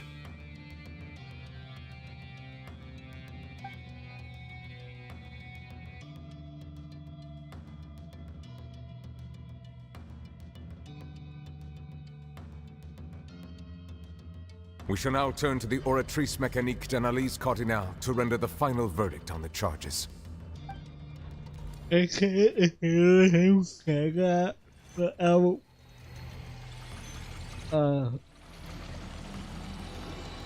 Thinking of the cat caught me. According to the judgment of the Oratrice Mécanique d'Analyse Cardinale, Furina is... Well, what's wrong? What's the Oratrice's verdict? It can't be. The Oratrice must declare Furina to be innocent. The Oratrice also displays a guilty verdict. Isn't that correct then? However, the exact wording of the verdict is thus: the Hydro Archon, guilty, to be punished via the death sentence. Oh, no. The death sentence? That's actually one of the available sentences? I've always thought that it was just a myth. The one and only time the death sentence has been handed out at the court, and it's been given to the very person we've worshipped as the god of justice? What an unexpected twist. Furina's been sentenced to death by the Oratrice? We just wanted to use the trial to show her the seriousness of things so she'd tell us the truth. How did things escalate this quickly? This outcome is indeed quite strange. According to Fontaine's current definitions of justice, as well as its recommendations for criminal sentences, is this sentence really appropriate for the crimes that have been committed? Yeah! Even Vacher wasn't sentenced to death by the Oratrice. You know, the real evil mastermind behind the serial disappearances case. What worse things is, instead of Furina, the Oratrice rendered judgment on the Hydro Archon. Not only is Furina's sentence overly excessive, the very point of our trial today was also to prove that Furina has never been the Hydro Archon in the first place. But now, the Oratrice seems to have deliberately invoked the title of the Hydro Archon. What does this mean? Thanks. Excuse me, if I may interrupt. Is the trial still going? Fremine! You finally made it. I assume this means you've completed your mission? Mm-hmm. Any mission Father assigns to me will always be top priority. Okay. Is that the first prophecy slate? Huh. So the Knave privately arranged for Fremine to try and find the missing slate. I looked everywhere and finally found it at the bottom of the sea. It took me a long time to get around some dangerous stretches of water. But has the trial already concluded? Then doesn't that mean I've come too late? Oh no. Father will be disappointed in me. don't worry. The mystery hasn't been solved yet. It's still too late. It's still not too late for you to come. Thank you for your hard work, Mr. Fremine. Please allow me to review the record left on the slate. Traveler, I believe that you have already seen the other existing slates. I would like you to come here and confirm their contents. Why can't I just do a clip? So what do you see? What is it? This looks like the previous Hydro Archon releasing her divine power could have opened into human beings. I believe I've now made sense of the Hydro Archon's crime. It has to do with Fontaine's lost history. Huh? Isn't the Hydro Archon just guilty of deceiving her people? Oh, wait, no, that's Farina, and we've already proven that she's not the Hydro Archon. So when you say Hydro Archon, do you mean the real Hydro Archon we've been kinda talking about? In truth, everything that you've encountered in Fontaine up until this point can be traced back to the contents of these stone slates. However, I'm uncertain as to how much sense they currently make to you. An association between the contents of the slates and the events in real life. Let's try to recall the contents of the other 3 stone slates. Paimon will do her best to help you remember. Oh, crap.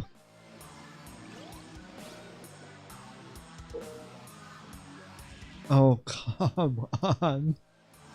Select to check the description on the stone plate to accept key information from them. You can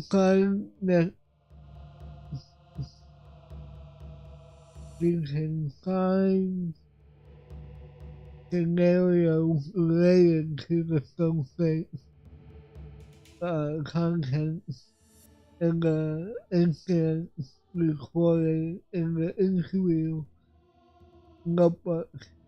There is verified said content. As the verification process continues, the fountain water level in the menu interface arrives. When you finish verifying all stone slates, the truth behind the prophecy shall be revealed. The first stone slate describes what you just said. It seems to show the previous Hydro Archon using her divine power, and then the Oceanids turn into humans. Okay. Does that mean that Fontanians are transformed Oceanids? Oh, Paimon wasn't expecting that. But if Oceanids can turn into humans, then perhaps this process can be reversed as well. Well, we saw all those openings when Nadia fell into the water, so yeah. The second stone slate shows Celestia floating in the sky and the Hydro Archon and her people worshipping it together. But the heavens still brought judgment down upon them. This must be the point when the Hydro Archon and the Fontanians were branded with their original sin. Does this mean that the original sin and the Hydro Archon sin are the same thing? The third slate shows the Hydro Archon sinking into the sea surrounded by many people. Okay. That reminds Paimon, didn't we also watch that happen to someone else? Yeah. The fourth slate is the prophecy the Fontanians have been talking about. People dissolving into the sea, the Hydro Archon crying on her throne, and so on. Well, she's crying on her phone right now, so... We didn't believe that such a crazy disaster could happen at first, did we? But after that incident, it was just a question of when and not if.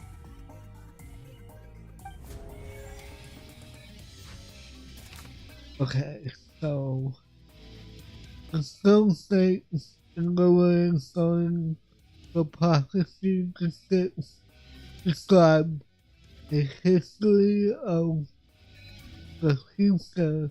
This piece was originally okay. Wait, what?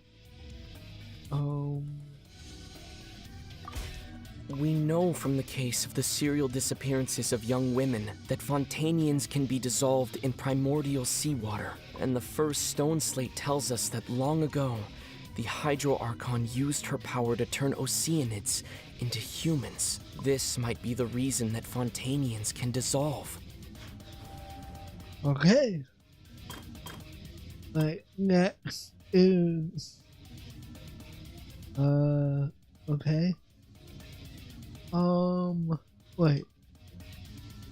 Celestia. We see that all the time.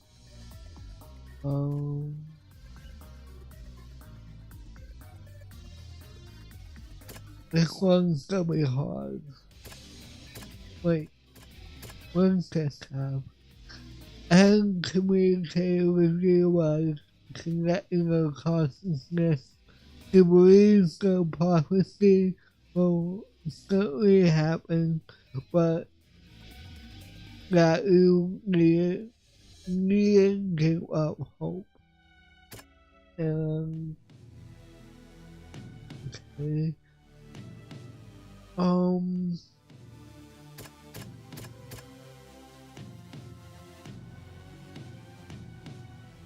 Oh wait, the thing. That doesn't sound quite Okay. right. Let's Think about this some more. And wait.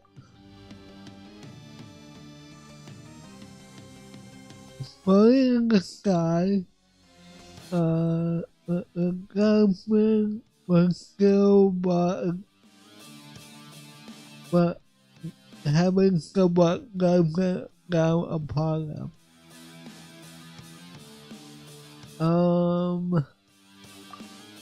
Okay.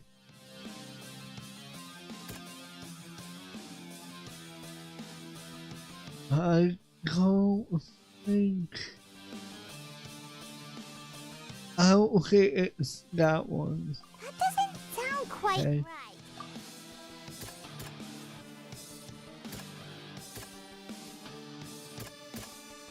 This one, wait. This one, this one. That doesn't Nope. Okay. Perhaps what is about to take place has all happened before. The true sin of the Hydro Archon that Nervalette mentioned, and the original sin cast down on the people of Fontaine by Celestia, has recorded on the stone slates. Okay. And I think this one goes with Naria. It's not as simple as falling into the sea. When Navia fell into the sea, her consciousness was subjected to judgment. The stone slates show the people gathered around the Hydro Archon in the sea. Could that be alluding to the same thing? Okay. Next one is. I want to say this.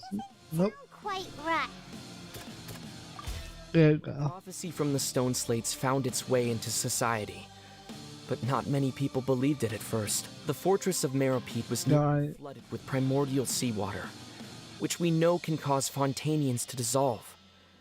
It seems increasingly likely that the prophecy may come true. If we hadn't dealt with it in time, things could have gone very badly.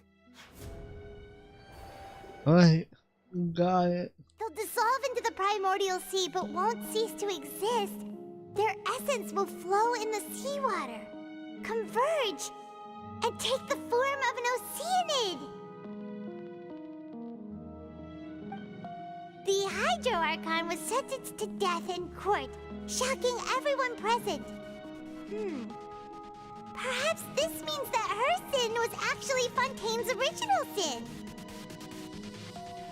Wrong. Navia fell into the water inside those ruins, and she nearly dissolved. She was surrounded by the people of Poisson in a court within her consciousness, and was forced to take part in a trial meant to make her stay.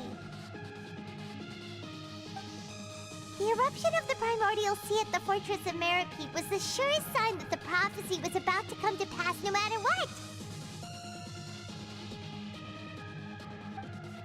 The prophecy's contents can all be verified by recent events. If we combine what we know together, loads of truths should come to light.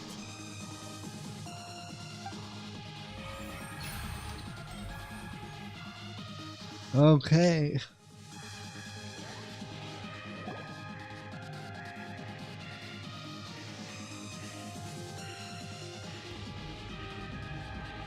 Huh? Oh, Paimon gets it now! So that's how you can make sense of it! But then it feels like we're going to have to share some truly shocking revelations! Let's hear them. The first thing reveals that Fontanians aren't real humans. Incredible. Linny, did you hear that? We're not real humans. All Fontanians were originally created by the late previous Hydro Archon, with Oceanids as their basis. The evidence That makes sense. how only Fontanians could dissolve in primordial seawater, and how all the girls Vacher dissolved were also turned into Oceanids. Oh, and according to Navia, when she was about to get dissolved, she also saw everyone gathered around for a trial, all of them in the shape of Oceanids. Indeed. The second thing reveals that the crime of the Hydro Archon was the creation of Fontanians from Oceanids. And it follows from the content of the first slate that she probably angered Celestia by creating humans without prior permission. Oh. That could also explain why the Oratries judged the Hydro Archon to be guilty. It's to account for that ancient sin. The Hydro Archon's true sin was creating us?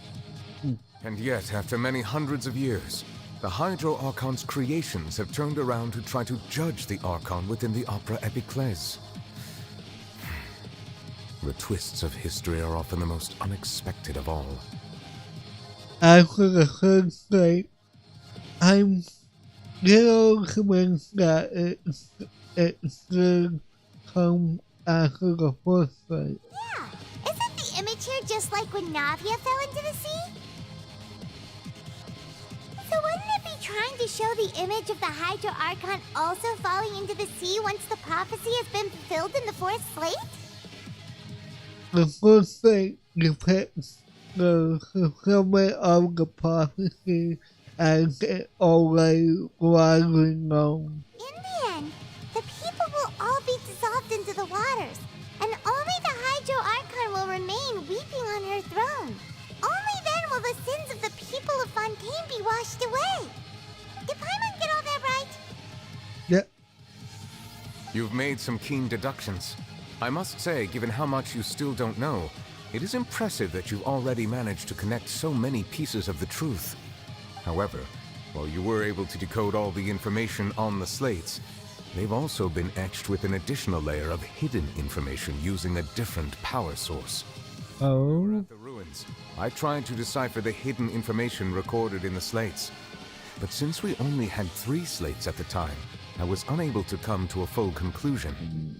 Now that the slate collection is complete, I shall make another attempt to decipher the narrative recorded within. If everything goes well, we should finally be informed of the unadulterated truth.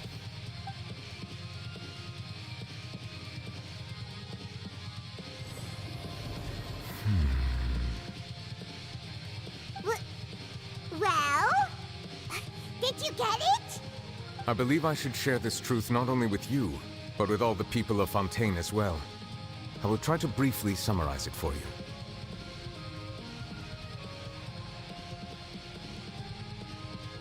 Your hypotheses regarding the origin of Fontainians and the sin of the Hydro Archon were both correct.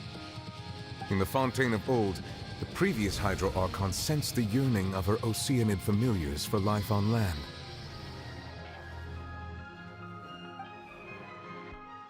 The Oceanids were enamored with the beauty and romanticism of human beings, and wishing to have those experiences for themselves, expressed to the Hydro Archon their desire to become of a similar kind.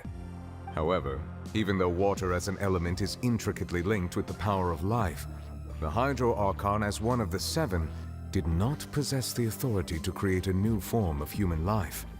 Not one to give in, she eventually found a way to create permanent humanoid bodies for her familiars by appropriating the power of this planet's primordial sea. She poured primordial seawater into the Oceanids' blood vessels, creating humanoid mimics in the process. But if Fontainians were to ever come into direct contact with water from the primordial sea, the power within their bodies would escape these artificial restraints and return to the sea. As a result, their forms would collapse, and they would be reverted to their original forms as Oceanids. Of course, the Hydro Archon never received permission from the heavenly principles to create a new human race. And thus, the Hydro Archon and all of her creations came to shoulder the original sin of appropriating the power of the primordial sea. That is the true history of how the people of Fontaine first came into being. So we were all Oceanids before we turned into human beings? That's way too much information for me. I think I'm just going to pretend that I never heard a single thing. Okay. Wait, but if that's the truth, we can't let the Hydro Archon be sentenced to death. After all, her only sin was creating us. This really might be too much information for your regular Fontainian, but it does answer a lot of our questions. Alas, your hypothesis regarding the third and fourth stone slates was inaccurate. The slates' respective positions are, in fact, correct. So, the English order, what is the third slate supposed to represent then? A key point of the visual on the third slate is how all the individuals depicted in the water are humans rather than Oceanids. They have not been dissolved, which implies that the water depicted in this slate is not water from the primordial sea. The nation of Fontaine is the nation of Hydro, as well as the nation of trials and justice. Instead of being the literal element, the water in the scene symbolizes judgment and justice. You may also recall Navia's experience. When she fell into the sea, her consciousness was surrounded by that of many others who intended to hold a trial to determine her fate. Therefore, the meaning of the third slate is that the people of Fontaine shall try the Hydro Archon at the court of justice. Can't we? It refers to our present situation. I think I'm following now. So, what you're saying is, even though we decided to put on this trial to avoid fulfilling the prophecy, in truth, everything we've done has happened exactly as the prophecy foretold. So now, it seems, we're the ones making sure it comes true. What should we do? I don't know. It feels like there's no way out of this. Huh. No matter what, the prophecy will be fulfilled. Is this what it feels like to be a prisoner of fate? If that's the case, does that mean the scene in the fourth slate will also be fulfilled soon? It already I'd like has. to point out another small fallacy in your deductions. About the fourth slate, you probably thought that the eruption of primordial seawater beneath the fortress of Meripede served as the surest sign that the prophecy was about to come to pass, yes? However, I believe that rather than being a sure sign, that eruption could in fact only be a small warning of something far worse to come. As for the root cause of the catastrophe, I believe you've already encountered it once before. I have? Wait, could we?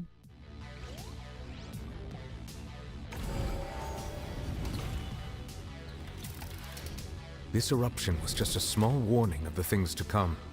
We must find the root cause of the disaster. Okay.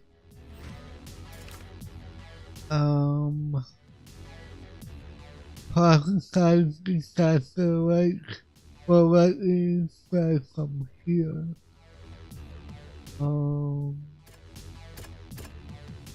The dream? It was both dream and reality. If we're talking about a true culprit, that could only be that thing inside the primordial sea, right? Well? The truth, the original sin, the trial, and the root cause of the disaster.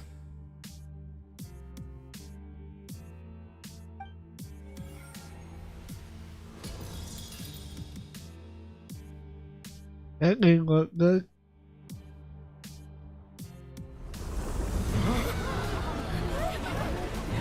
Bellon.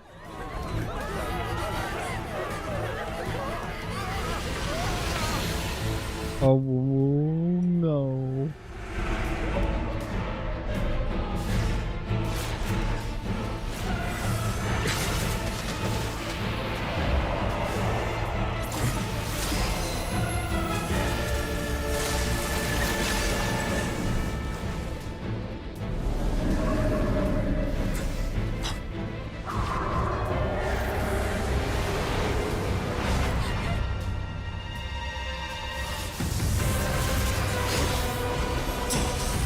Oh, shoot.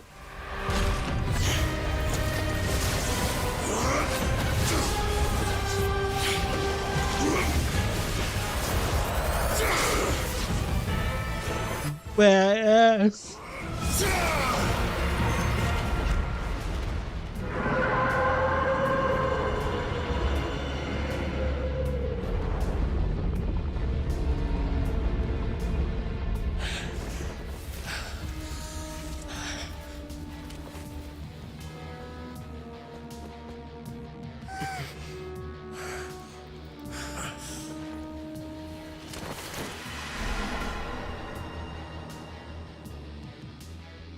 Well now, is that the abyss or what?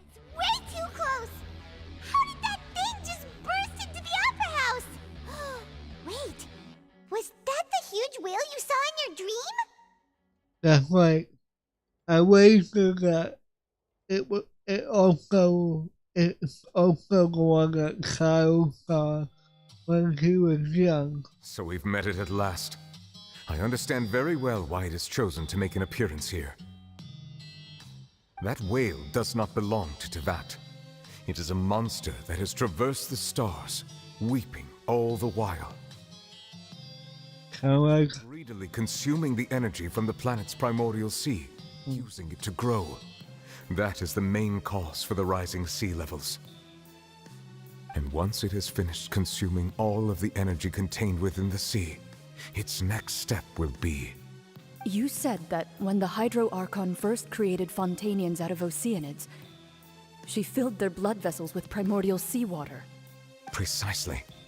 That whale finds the blood of Fontanians nigh impossible to resist. Therefore, when it left the primordial sea, it decided to make its next stop a packed opera house full of food. Food in the form of Fontanians. We just barely managed to push it back, right? In that case, won't it come back to target the people again once it's managed to recover its strength? That is correct. Indeed, it is more accurate to say that we should thank that Harbinger for buying us some time. Without him, the whale would have likely come onto land far sooner. From the way he looked, he must have been fighting the creature for quite a long time. Yeah. That battle maniac.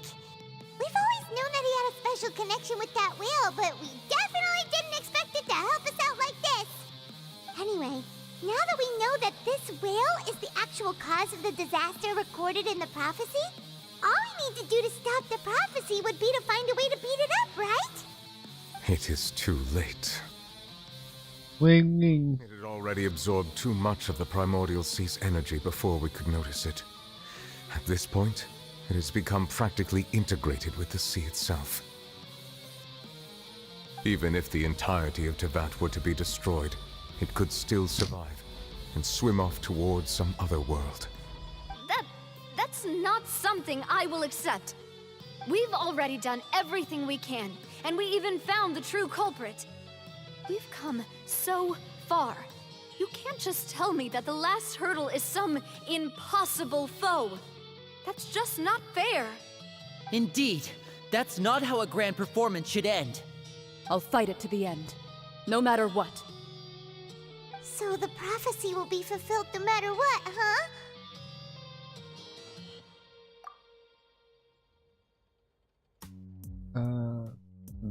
The prophecy. Yes, what has been prophesied will be fulfilled. You may view such things as the history of the future. After everything, it still turned out like this. We couldn't fight against fate. Wait, what if this is all about fate? Just as prophecies are usually only the future as seen from the perspectives of the gods, could things be happening in hidden corners where the gods' gaze does not fall? Ultimately, fate shall serve as your only guide, no matter what will happen in Teyvat's future. All you need to do is to play your part.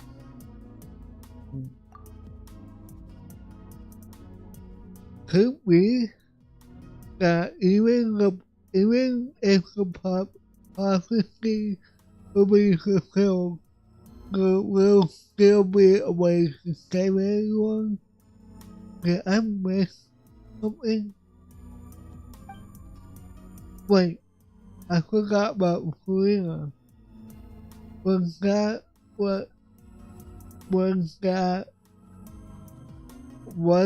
that she wanted to say to me at the last moment in the plastic box? What is the real secret?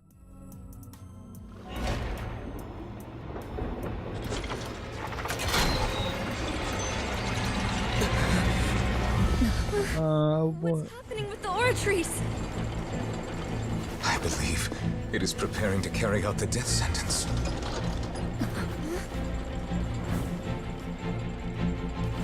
Furina!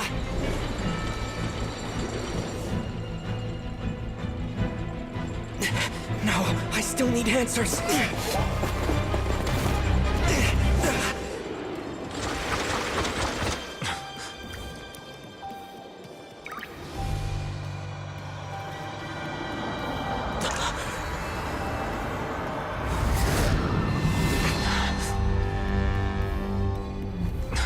What the hell?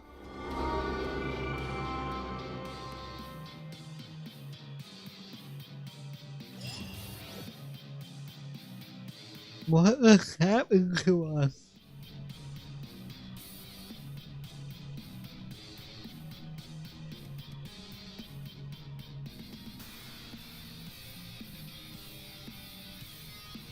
You. Is that a former Archon? Frina? Sorry. That shocked expression on your face is just too amusing. I couldn't help myself. You are not Furina. Who are you? Ah, the sweet sound of bewilderment. Marvelous. A sure sign that my attempt to deceive everyone was a resounding success. But to answer your question, I am Focalor. You know, the god. Focalor? Why did you deceive us? Oh, that wasn't my goal, of course. Goodness, no. But I had to fool everyone else too, if I was to stand any chance of deceiving. the heavenly principles. Deceiving the heavenly principles? It's all because of that pernicious prophecy. Dreadful, wasn't it? Everyone doomed to dissolve. Fontaine condemned to be flooded. One was not amused. In fact, one was positively bemused when that problem was thrust upon me by my dearest predecessor. That's the former Hydro Archon Egeria for the uninitiated. Oh, It hardly gets more disastrous than a preordained national catastrophe, now does it? She knew full well that the prophecy would surely come to pass. And as one of the seven, she also knew full well that one defies the heavenly principles at one's peril. So yes, as you have no doubt surmised, it was a rather impossible situation that I found myself in. I spent a terribly long time mulling it over, alone on the ocean floor. And I was almost growing barnacles by the time I finally realized there was only one possible solution to this confounding conundrum. I had to outwit the heavenly principles, allow the prophecy to be fulfilled, ostensibly at least, while saving everyone at the same time. I'm a genius, I know. I can only assume that's why Egeria chose me as her successor. Although, looking back now, it was hardly the inheritance one dreams of. Between the task of saving the nation, the quotidian duties of the Hydro Archon, and not to mention the original sin of creating a new race of humans, I dare say she left me quite a colossal mess to clean up. But one can only play the hand one is dealt. I did not choose this, any more than I chose to be one of her Oceanid familiars. So you were also once one of the Oceanids, transformed into a human by Egeria's hand? Yes, I was. I always dreamed of becoming human. And I still do, even now. In my eyes, to be human is to be part of the greatest opera ever known. After becoming a god, I separated my divinity from my body and spirit, leaving behind only a self that was as naive and bewildered as my past self on her first day as a human being. The me before you now is that divinity, and the human counterpart I left behind, I named Furina. She could feel joy, sorrow, and everything in between. She could be as vain and conceited, or as meek and vulnerable as she wished. Her strengths were of a kind only a human could possess, as were her shortcomings. But in my eyes, Furina's humanity was what made her perfect. She was perfectly human in every way. The person I always wanted to be. Anyway, so then I cursed her. All part of the plan, of course. The plan to deceive the heavenly principles. Do you still remember the final scene of the prophecy? The Hydra Archon alone, weeping on her throne. In order that the prophecy might appear fulfilled, I invited Furina to be an actress, to play the part of the Hydro Archon in the prophecy. Under the curse I placed on her, so long as I, Focalor's divinity, continued to exist, she could not die. But nor was she free to live her life in the pursuit of happiness. Instead, she was forced to take the stage in the opera house, to embrace the role of leading lady, to forever play the part of the god from the prophecy, all to create a deceitful appearance of that prophecy coming to pass. I suppose now you probably understand why your court is called the Opera Epiclese. But Furina is only human, isn't she? Even though she has had a long life, her mind is no stronger than that of any other ordinary human being. I cannot begin to fathom what she has had to endure. It must have been torture for her. It has indeed. And although she is, in a sense, me in human form, I most definitely owe her an apology for it. Yeah. 500 years. And all along, she's been playing her part in the most unimaginably long, unbearably lonely, and agonizingly painful opera of all time. Jeez. I feel sorry for her.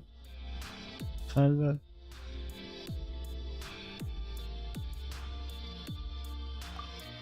I came into contact with Julia's tears. If I remember correctly, tears often contain a being's strongest emotion. With significantly strong hypersensitivity, I can form an emotional connection, just like I did with that opening at the fountain I was seeing. Wait, could this be Maria's inner world? Maria, are you speaking with on stage? Wait a minute. That probably isn't Maria. That's likely a reflection of her inner self. If I can directly speak to that self, I might be able to easily get what I wanted to know. I came here for answers. Either way, this opportunity is not going to be missed. Let me try talking to her.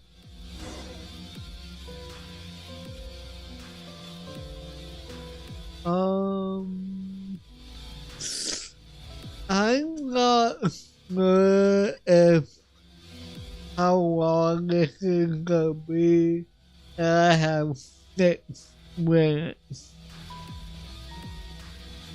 But if I there's a good chance that the next time I see this will be the last thing I do for the quest. So let's do it. Oh, who permitted you to come onto the stage? Now, I understand your admiration for my august self, but I must ask you to keep to the rules. Come on, it's me. All right. It is not my intent to reprimand you. There is no need to state your name. Just be off with you. Do not distract me from my performance. Wait, what was that? Don't look at me? What?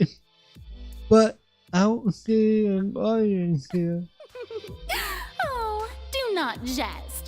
Can you not feel it? Just let the stage lights go off.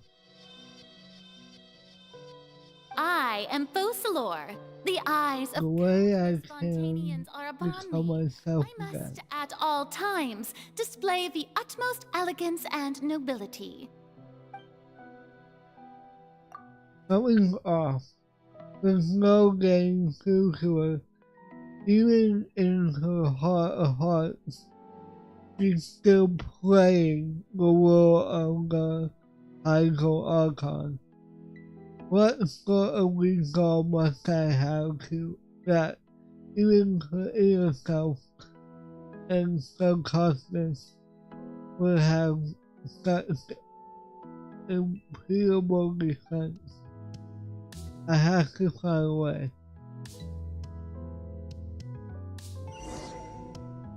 Okay, I see. Dear audience, the performance is experiencing a technical difficulty, but worry not.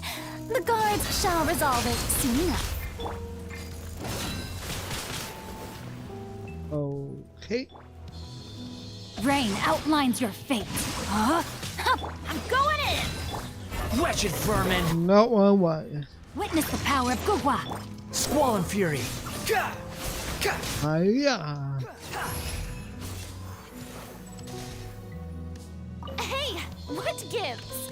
The audience is still watching me, you know. Guards? Wait, where are the guards? Guards! I'm not here for you.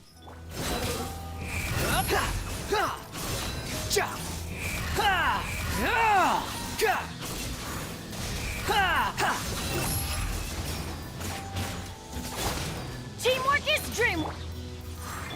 No, my sword. And again. Right. And last one. 2 minutes. That's all the spotlight turned off, including on heart. They must have seen like the eyes of the people on her. Speaking of which, I think I just realized some sort of signal. Was that her true voice? I'll take it. Why did this end up here?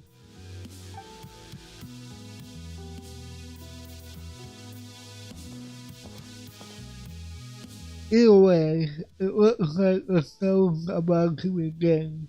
In that case, somehow I truly feel, yeah. Day 1, before the mirror, moving on.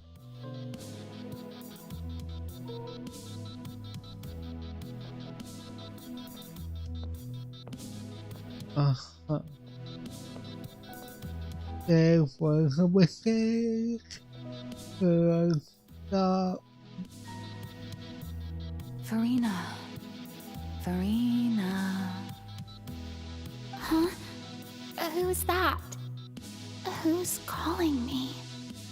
Where are you? Be not nervous.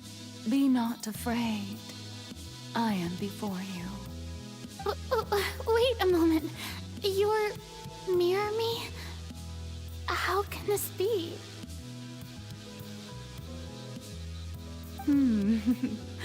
Mirror you, huh? You know what?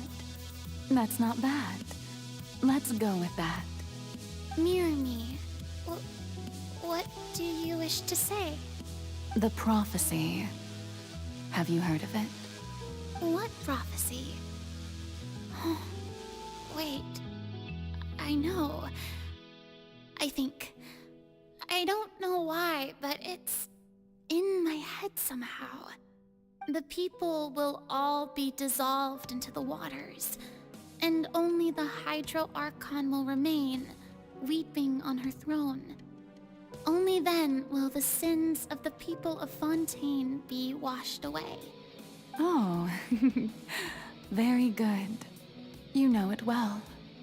What's going on?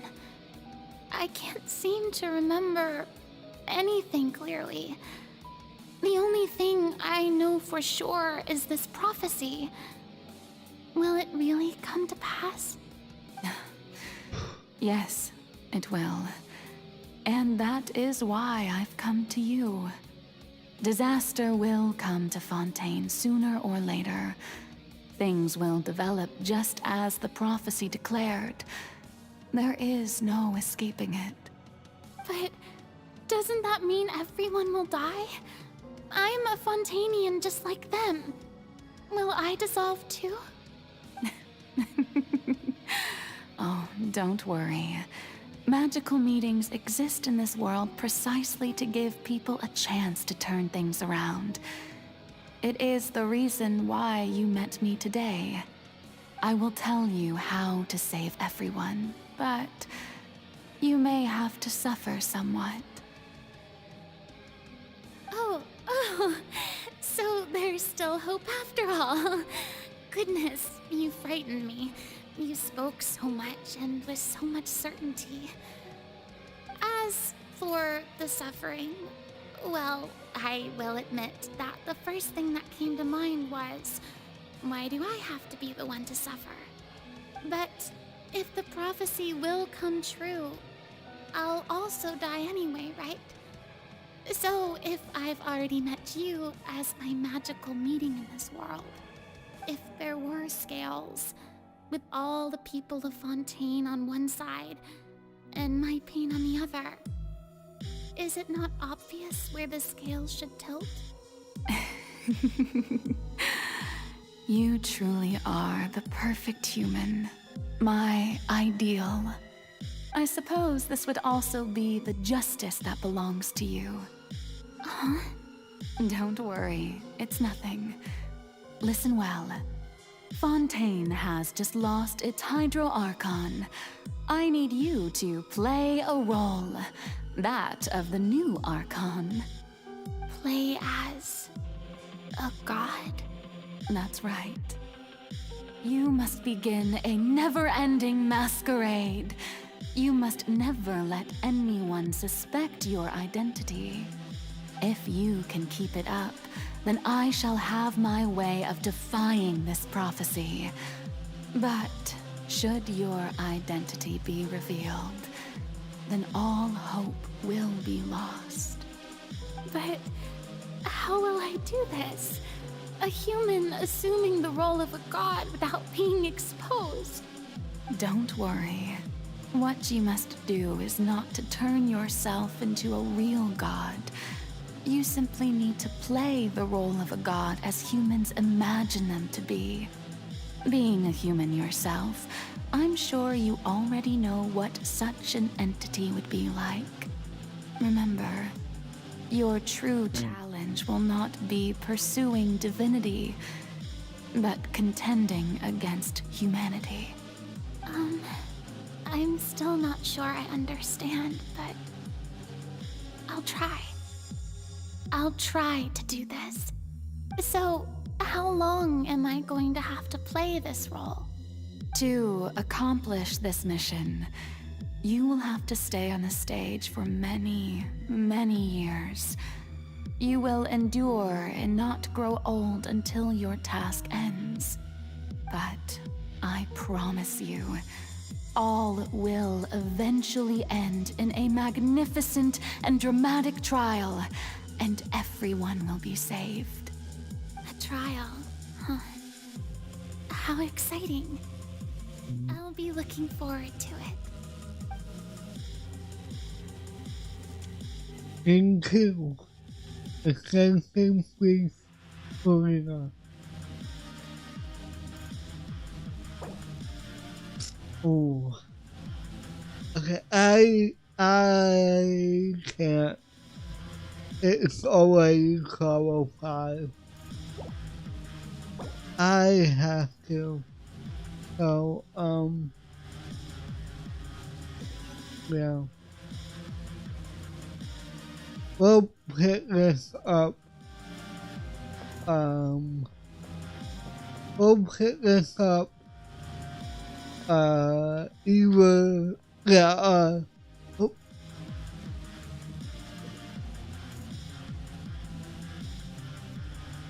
okay, what the hell?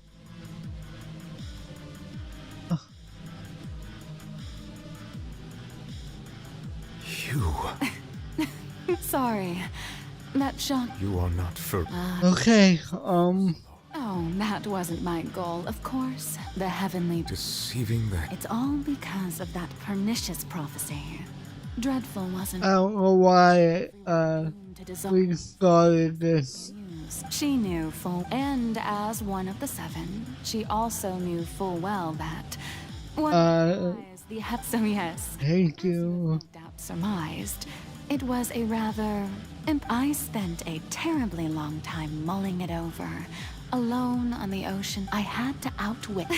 I'm a genius, I know. Although, looking back, Bye bye bye. it was hard. But one can only play the hand one is dealt. I did not choose this. any more than So you were also once one. Yes, I was. I always dreamed of becoming human. Okay, we get it.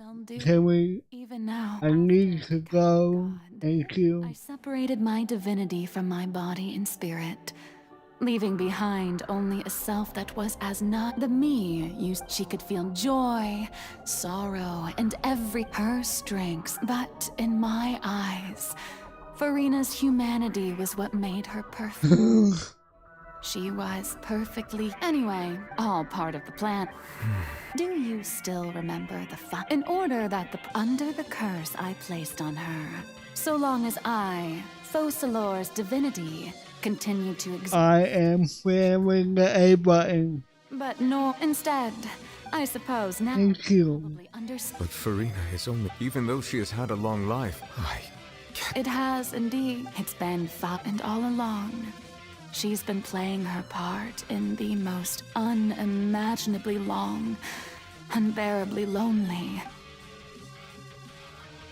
Okay. Can I get out of this? I need to make my thumbnail kill.